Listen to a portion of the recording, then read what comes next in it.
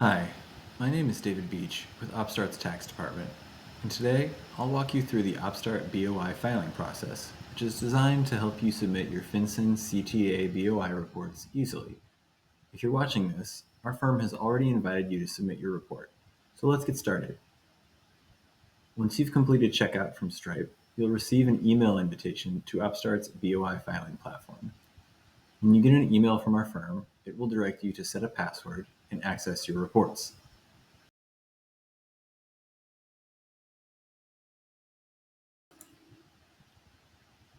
The My Reports window is the home page for viewing any company filings associated with your individual user. Upon opening for the first time, a brief navigational tutorial will display. Click through the prompts to quickly learn about the navigational features, and when you're ready, click on the Start Report button to begin your filing.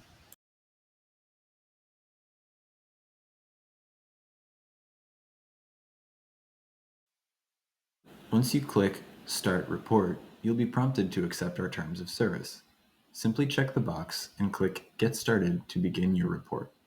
First, you'll verify your company name and select the organization type, whether that be an LLC, a corporation, or some other type. Most of Upstart's clients will be classified as a corporation or an LLC. If you're filing for the first time, the rest of the checkboxes should remain unchecked. If you think one of these options may apply for future filings, please reach out to your Upstart contact.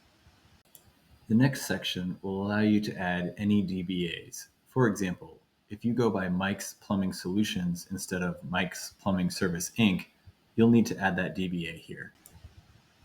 In the next section, you'll confirm your company's federal tax identification number. If you're a sole proprietor, this will actually be your Social Security number. For most Upstart clients, this will be on your federal tax filing, but you can also ask your Upstart client contact if you're unsure of this number.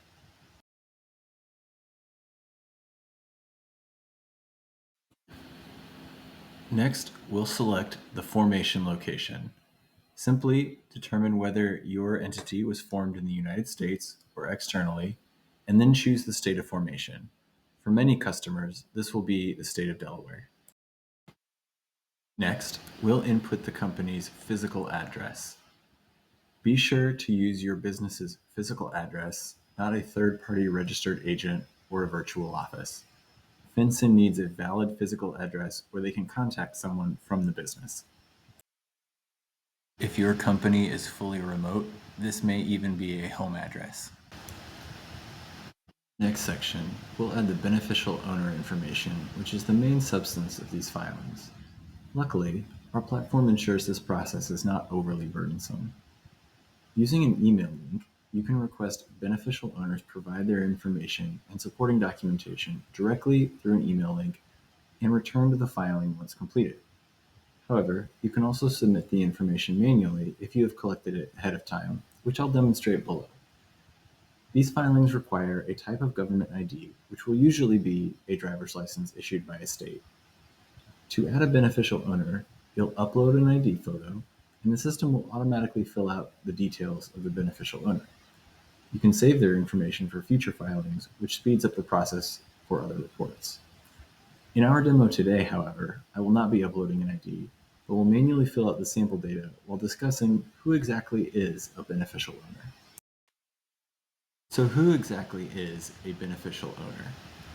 FinCEN defines someone as a beneficial owner if they own 25% or more of the company.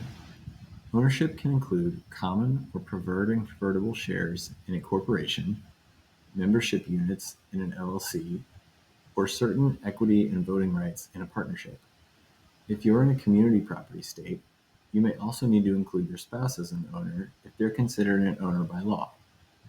It's crucial to include anyone who qualifies, as omitting a beneficial owner can result in penalties. FinCEN also considers someone to be a beneficial owner, regardless of ownership percentage, if they're deemed to have substantial control. This is a new term that refers to anyone who can make significant decisions for the company, like hiring, naming or replacing directors, or high-level leadership and influence.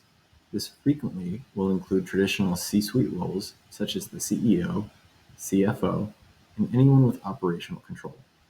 Again, it's safer to include more people than risk omitting someone who might qualify. In the last section, we'll add the company's applicant information. If your company was formed before January 2024, you can skip this step. If it was formed after January of 2024, you'll need to report at least one, but up to two, company applicants. A company applicant is someone who helped form the company. If you created the company yourself by filing the docs, you're the applicant. If your attorney or another formation service created it, they're also an applicant. You should list both and select the role that each applicant played via the checkbox. If an applicant also happens to be a beneficial owner, you can link the applicant's details from the dropdown. As a special note, attorneys usually have a 12-digit FinCEN ID, so you may need to ask them for this before completing your filing if they helped create your company. You'll want to add this in the applicant info section since they are not considered beneficial owners. This example only uses a single company applicant, but if you have two company applicants, only one checkbox should be listed per applicant. The final tab is a review summary of all information input as part of the current filing. Note the navigation bar at the left side, which can be used to quickly navigate through to access or correct any information that needs to be adjusted. Through the magic of video editing, I've already gone back and uploaded an image of a government ID for our sole beneficial owner. Therefore, all of our diagnostics are currently green and marked complete. However, if a section is missing, the diagnostics will be orange and require correcting before submission. Once everything looks good, click the checkbox and enter your name to release your report to OpStart. Once submitted, our firm will file the report with FinCEN. You'll receive an email notifying you when your transcript is ready. We recommend downloading this for your records and ensure you stay compliant with FinCEN requirements. In the meantime, you can log in to view the status of any current or previously filed report. If you need to request an updated report, you can do that right from within this report's homepage as well. Updated reports are required within 30 days of a change, and changes includes adding a new beneficial owner, a change in company or beneficial owner address or details, or the issuance of a new state driver's ID. Thankfully, automatic emails will prompt you if a beneficial owner's license is about to expire and needs to be refreshed. However, you should stay vigilant for other changes that may impact your company's filing requirements. Your subscription to OpStart's plan allows for unlimited filings through our platform.